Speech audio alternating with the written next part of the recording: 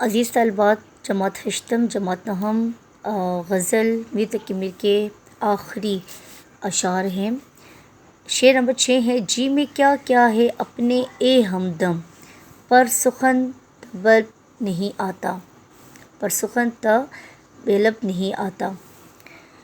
دور بیٹھا غبار میر ان سے، عشق بن یہ ادب نہیں آتا۔ ہمدم دوست کو کہتے ہیں، سخن بات کو کہتے ہیں، ٹھیک ہے۔ غبار میر گرد و غبار، بن بغیر۔ اس شعر میں شعر نمبر 6 میں ہے۔ جی میں کیا کیا ہے اپنے اے ہمدم، ہمدم دوست ساتھی کو کہتے ہیں۔ شاعر کہتے ہیں کہ اے میرے دوست، یعنی دوست کا نام لے کر مخاطب اپنے محبوب سے ہیں کہ اے میرے دوست، میرے دل میں کہنے کے لیے بہت سی باتیں ہیں، اور میں تیرے ظلم و ستم کا راز فوراً کھول بھی سکتا ہوں، لیکن یہ باتیں میرے لبوں تک نہیں آتی۔ پر سخن یعنی بات، سخن بات یعنی تمہارے ظلم و ستم کی داستانیں میرے زبان تک نہیں آتی، کیونکہ مجھے آداب عشق روک لیتی ہے، اس لیے میں نے اپنے لبوں پر خاموشی کی مہر لگا دی ہے، لیکن اس کا یہ مطلب نہیں کہ میں بات نہیں کر سکتا۔ اس شعر کا دوسرا مفہوم یہ بھی ہو سکتا ہے کہ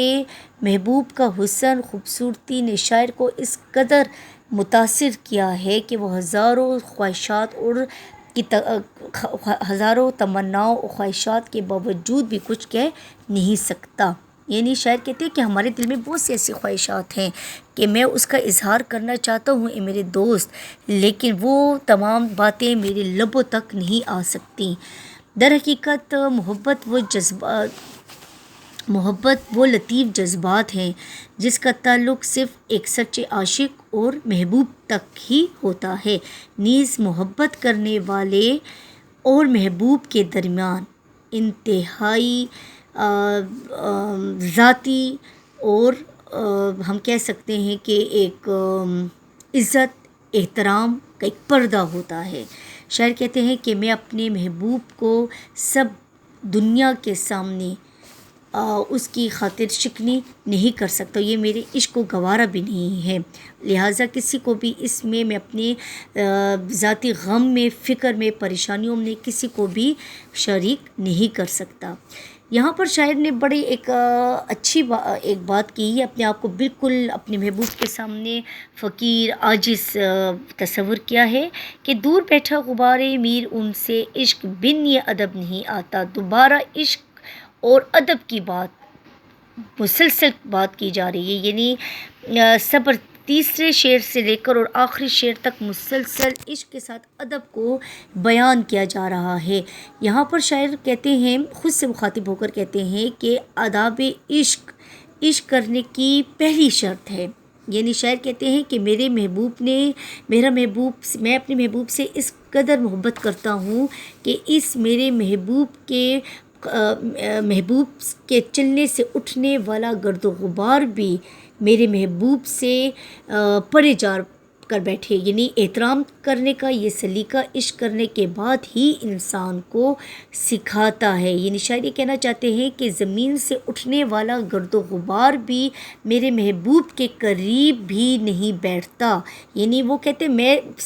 ہیں زمین سے اٹھنے والا گرد و غبار بھی میرے محبوب کی عزت کرتا ہے، یعنی وہ اپنے محبوب کو ایک سراپے حسن سمجھتا ہے۔ یعنی عشق جب ایک سچا عاشق جب عشق کی وادی میں قدم رکھتا ہے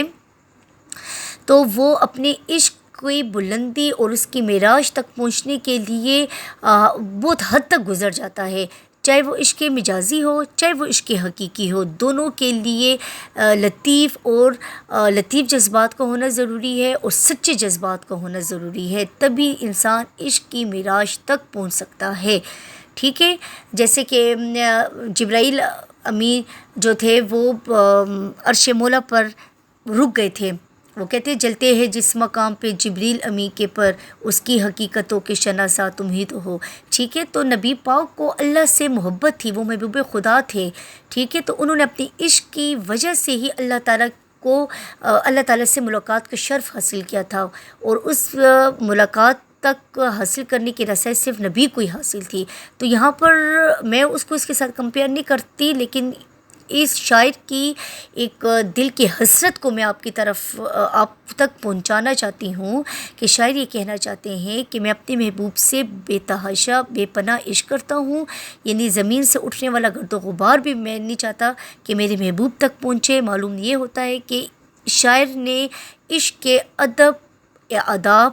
نہ صرف خود سیکھے بلکہ دنیا والوں کو بھی سکھانے کا انہیں درس دیا ہے۔ مطلب یہ کہ عاشق ہر حالت میں خواہ وہ گرد و غبار کی طرح ہی پریشان کیوں نہ ہو، محبوب کو احترام کرنا سیکھے اور محبوب سے دور بیٹھ کر ہی